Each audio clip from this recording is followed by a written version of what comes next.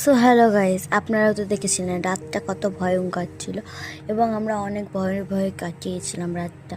তারপরে সকাল হতেই বাবা মা আমাকে নিয়ে চললো চাচার বাড়িতে।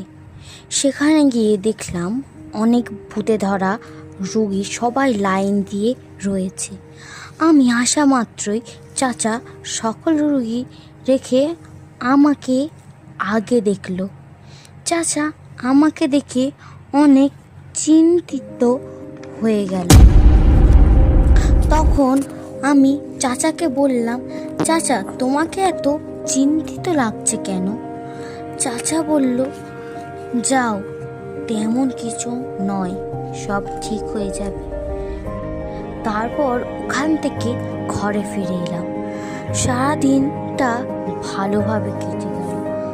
হঠাৎ দেখি আবার রাত্রিবেলা জানালাটা খটখট করে আওয়াজ হওয়া শুরু হয়ে গেল।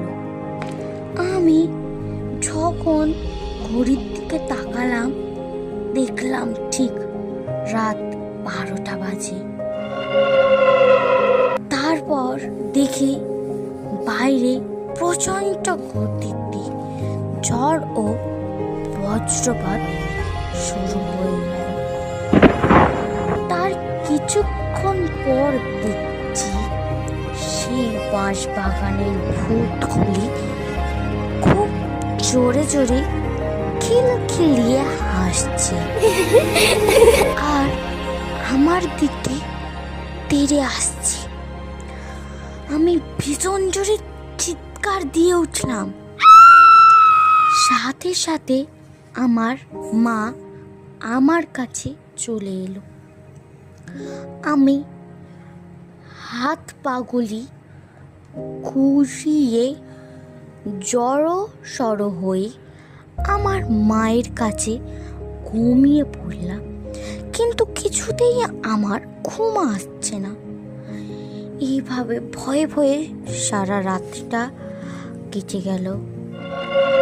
সকাল হওয়া মাত্রই আমরা চাচার কাছে চললাম। ওখানে গিয়ে আমরা চাচার ম্যানেজারের মুখে কথা শুনে আমরা অবাক হয়ে গেলাম। আমরা আরও ভয় পেয়ে গেলাম। হ্যালো গাইস, আমরা ম্যানেজারের মুখে এমন কি শুনে অবাক হয়ে গেলাম। আপনারা যদি জানতে চান তাহলে অবশ্যই অনেক অনেক কমেন্ট করবেন।